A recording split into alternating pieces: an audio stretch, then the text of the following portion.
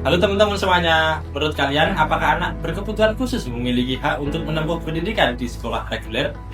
Untuk mengetahuinya, yuk simak pembahasan kami. Yang pertama, Indonesia. Pendidikan inklusif adalah penyelenggaraan pendidikan yang memberikan kesempatan belajar bagi setiap anak, termasuk anak dengan disabilitas dan bakat istimewa di sekolah umum. Yang kedua, Amerika Serikat. Prinsip utama inklusif adalah perlindungan paling tidak restriktif, yaitu anak dengan kebutuhan khusus belajar bersama teman sebayanya di kelas reguler dengan dukungan yang sesuai. Yang ketiga itu Australia. Pendidikan inklusif menekankan bahwa semua siswa berhak mendapat pengalaman belajar bermakna di kelas umum melalui kurikulum yang fleksibel serta dukungan kolaboratif. Yang keempat, Kanada, yang mengatakan inklusi dipahami sebagai penempatan siswa dengan kebutuhan beragam di sekolah umum setempat sambil diberi dukungan agar dapat berpartisipasi penuh dalam kegiatan belajar dan kehidupan sekolah. Yang kelima, India, yang mengatakan inklusi berarti mendidik anak disabilitas dan anak dengan kesulitan belajar bersama teman sebaya di kelas yang sama, sehingga setiap siswa dapat mengembangkan potensinya. Yang keenam, Jepang. Model inklusi Jepang menekankan partisipasi anak di sekolah reguler lokal dengan dukungan dari layanan pendidikan kebutuhan khusus bila diperlukan. Konsep partisipasi pendidikan inklusif yang pertama yaitu aktif siswa dalam pembelajaran, yaitu mengajak semua siswa untuk terlibat aktif dalam proses pembelajaran.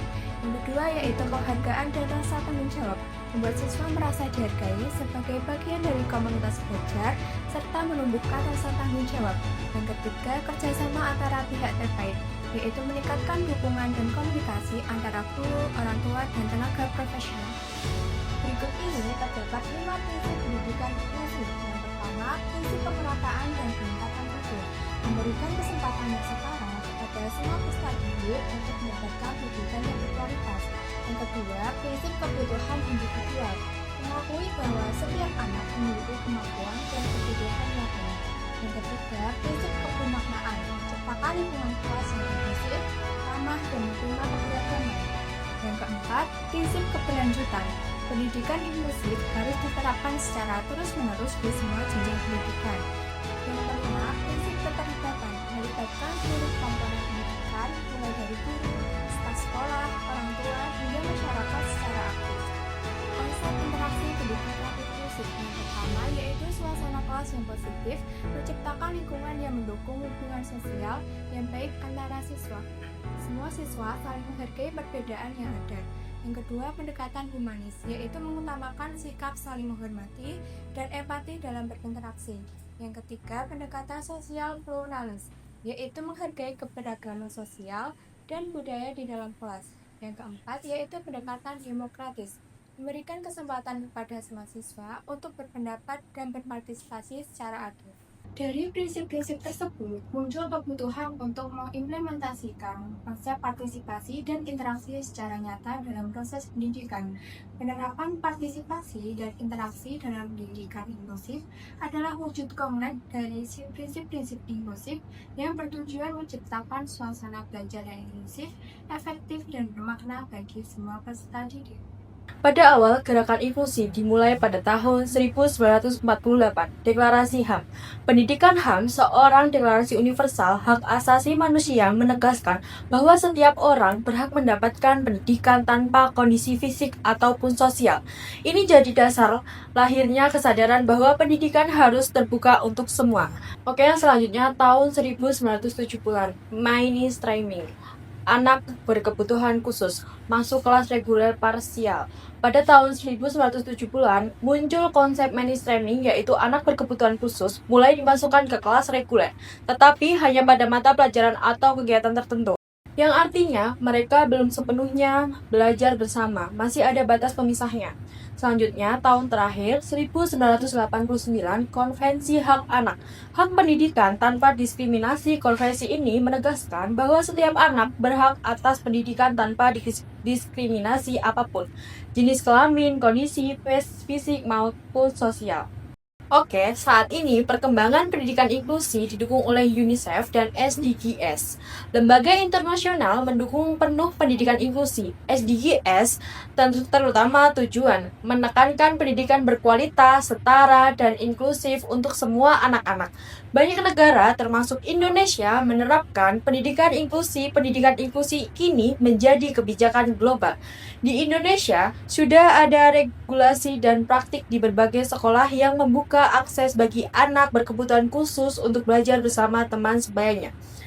Jadi, perubahan pandangan ini menegaskan pergerakan dari pendidikan inklusif hanya untuk sebagian menuju pendidikan inklusif, untuk semua tanpa terkecuali, dan kini sudah menjadi komitmen dunia. Kalau kita bicara soal filsafat, intinya adalah cara pandang kita terhadap manusia dan kehidupan. Pendidikan inklusi berdiri di atas beberapa pandangan penting. Yang pertama yaitu humanisme. Semua orang punya derajat yang sama, tidak peduli apakah dia anak reguler ataupun anak kebutuhan khusus. Jadi, sekolah harus membuka pintu selebar-lebarnya tanpa ada diskriminasi. Yang kedua yaitu eksistensialisme. Setiap anak punya kebebasan untuk jadi dirinya sendiri.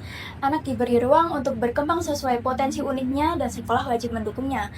Yang ketiga yaitu progresisme. Sekolah itu bukan tempat yang kaku. Justru sebaliknya, sekolah harus bisa menyesuaikan diri dengan kebutuhan murid. Kalau murid berbeda, cara belajarnya juga harus berbeda. Dan yang selanjutnya itu Pancasila. Kalau kita punya dasar negara yang menekankan kemanusiaan yang adil dan beradab, serta keadilan sosial untuk semua, nah nilai-nilai ini jadi alasan kuat kenapa pendidikan inklusi itu wajib diterapkan di Indonesia. Artinya, semua tanpa terkecuali. Yang kedua yaitu UU Sidiknas nomor 20 tahun 2003, artinya yaitu pendidikan harus adil dan tidak diskriminatif. Anak dengan kebutuhan khusus juga punya hak yang sama. Selanjutnya yaitu UU nomor 8 tahun 2019 tentang penyandang disabilitas, yaitu menguatkan jaminan hak pendidikan untuk anak disabilitas.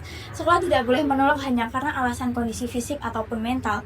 Yang selanjutnya adalah Permendiknas nomor 70 tahun 2009, jadi aturan teknis tentang bagaimana sekolah bisa menyelenggarakan pendidikan inklusi. Selanjutnya yaitu ada Konvensi PBB tentang hak penyandang disabilitas tahun 2006, yaitu Indonesia ikut menandatangani perjanjian internasional yang menjamin hak anak disabilitas termasuk hak belajar di sekolah reguler. Landasan pedagogi. Pedagogi itu berbicara soal bagaimana anak belajar dan bagaimana guru seharusnya mengajar. Yang pertama yaitu konstruktivisme. Setiap anak belajar dengan cara berbeda.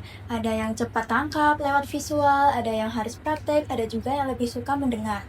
Guru harus bisa menyesuaikannya soal itu. Yang selanjutnya adalah individualisasi. Tidak ada dua anak yang sama, maka pembelajaran inklusi menekankan perlunya memperhatikan perbedaan tiap individu. Selanjutnya yaitu humanistik. Belajar itu bukan cuma soal nilai akademik, anak juga butuh tumbuh secara emosional, sosial, dan percaya diri. Guru jadi fasilitator, bukan hanya pemberi tugas. Selanjutnya itu adalah diferensiasi kurikulum. Kurikulum dan cara belajar harus fleksibel, jangan kaku. Kalau ada anak yang perlu cara berbeda untuk memahami pelajaran, guru harus siap menyesuaikannya. Landasan sosial sekolah bukan hanya tempat belajar pelajaran, tapi juga tempat anak belajar untuk bermasyarakat. Hak asasi manusia yaitu semua anak berhak diperlakukan setara. Pendidikan inklusi adalah cara nyata untuk menegakkan hak asasi manusia. Selanjutnya yaitu integrasi sosial. Anak belajar menerima perbedaan sejak dini. Mereka terbiasa hidup bersama dalam keberagaman. Yang selanjutnya itu ada pemberdayaan komunitas, yaitu pendidikan inklusi membuat keluarga, guru, dan masyarakat jadi lebih peduli, lebih toleran, dan saling mendukung. Selanjutnya yaitu ada modal sosial, yaitu nilai empati, gotong royong, dan solidaritas yang dipelajari anak di sekolah inklusi akan terbawa sampai mereka dewasa. Dan itu penting target untuk kehidupan bermasyarakat. Nah, teman-teman tahu nggak sih hubungan antara hak asasi manusia dengan pendidikan inklusi? Hak asasi manusia dan pendidikan inklusi memiliki hubungan yang sangat erat. Bahkan, negara kita juga sangat mendukung. Hal ini tertuang dalam pasal 31 ayat 1 UUD NRI tahun 1945 yang menjelaskan setiap warga negara berhak mendapatkan pendidikan tanpa terkecuali. Dari penjelasan saya tadi, ternyata sudah ada bukti secara empiris, yaitu penelitian dari Rahmat Kurniawan SPD yang meneliti sebuah penerapan pendidikan inklusif Penelitian ini berangkat dari kegelisahan atas minimnya penyandang disabilitas yang melanjutkan pendidikan di studi yang lebih tinggi. Situasi ini karena adanya fasilitas perguruan tinggi yang sangat minim dan kurangnya pemahaman antara penyandang disabilitas. Padahal pendidikan adalah hak semua orang tanpa terkecuali, terutama bagi penyandang disabilitas. Namun, Komnas HAM sangat mendorong pendidikan inklusi diterapkan di semua jenjang pendidikan untuk menjamin setiap warga negara mendapatkan hak atas pendidikan sesuai dengan bakat dan minat masing-masing secara seluas-luasnya. Menurut Sri Mauliani menambahkan bahwa semua manusia pada dasarnya mempunyai bakat pada dirinya. Terutama bagi anak yang berkebutuhan khusus, pasti juga memiliki bakat dan minat. Walaupun mereka memiliki kekurangan dalam segi fisik, namun mereka juga memiliki berbagai segi keterampilan. Nah, tadi itu udah ada penjelasan, kita udah berdiskusi bareng-bareng ya tentang pendidikan inklusi itu bagaimana. Tadi Mas Adam udah jelasin mengenai pengertian dari pendidikan inklusi itu bagaimana sih. Terus Mbak Angel tadi juga udah jelasin mengenai beberapa prinsip pendidikan inklusi. Dan Mbak Mais juga udah jelasin beberapa landasan-landasan untuk mendukung pendidikan inklusi di Indonesia. Bahkan Mbak Dila tadi udah menjelaskan perkembangan dari awal hingga saat ini tentang pendidikan inklusi. Dan tadi aku juga udah jelasin antara keterkaitan HAM dan pendidikan inklusi itu. Dan ada bukti pendukung beberapa pasal-pasalnya. Seperti pasal 31 ayat 1. Dan tadi juga udah ada bukti empirisnya dari penelitian mahasiswa UIN Sunan Kalijaga, Yogyakarta. Nah, aku mau tanya nih sedikit Mbak Mai. Menurut Mbak Mai itu pendidikan inklusi itu penting nggak sih di Indonesia ini? Penting sih, penting banget. Karena menurut aku ya, anak berkebutuhan khusus itu juga harus mendapatkan pendidikan yang setara gitu loh sama anak-anak reguler pada umumnya. Apalagi anak berkebutuhan khusus yang masih usianya dini gitu, itu bagus juga buat perkembangan mereka. Oh, jadi untuk menimbulkan kesetaraan ya Mbak? Iya, benar banget. Nah, jadi pendidikan inklusi itu salah satu wujud Indonesia untuk menimbulkan kesetaraan, jadi nggak ada kesenjangan sosial dalam bentuk pendidikan. Nah, aku mau tanya sama Mas Adam, apakah Indonesia tidak mendukung anak berkebutuhan khusus untuk sekolah di reguler dan bisa berbaur dengan anak-anak normal? Jawabannya sudah sebenarnya. Tapi dari kebijakan UU nomor 20 tahun 2003 tentang sistem pendidikan, semua warga itu kan berhak ya mendapatkan yang sama gitu, hak yang sama, Iya. termasuk ABK Iya. gitu sih. Iya. Tapi kalau soal fasilitas nih Mas Adam, fasilitas secara nasional, apakah beberapa sekolah itu sudah menunjang untuk pendidikan untuk anak berkebutuhan khusus untuk menempuh pendidikan sekolah reguler? Terutama itu di kota-kota besar itu sudah, dan banyak yang belum mendapatkan fasilitas yang memadai seperti di daerah-daerah pelosok itu kan belum mendapatkan fasilitas yang kayak di kota-kota. Nah, itu pemerintah harus menyadari itu dan harus ada tindakannya.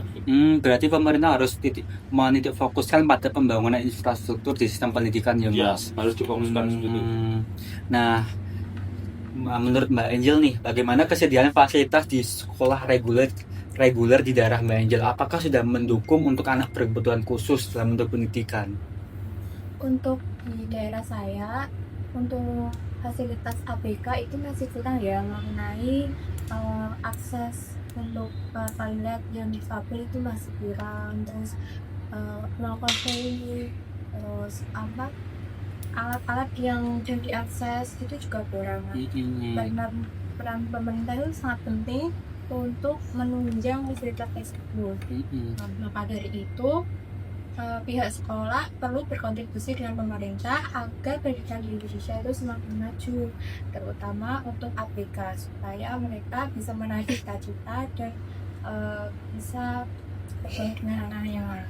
Nah, jadi menurut Mbak Angel sama Mas Adam tadi berkaitan banget ya, bahwa pemerintah itu harus menitikan fokus, sekolah itu harus meningkatkan fasilitas, terutama bagi anak-anak yang bagi sekolah yang terdapat anak-anak yang sedang berkebutuhan khusus. Nah, dari penjelasan tadi, Mbak Dila bisa nggak memberikan kesimpulan tentang penjelasan ini? Pendidikan inklusi itu sangat penting ya. Iya. Dan harus juga dikembangkan lebih lagi, terutama di zaman sekarang. Tapi zaman sekarang tuh juga ini sih udah udah ada buat sekolah yang ABK itu loh. Terus mereka tuh juga harus ada setara sama anak yang reguler.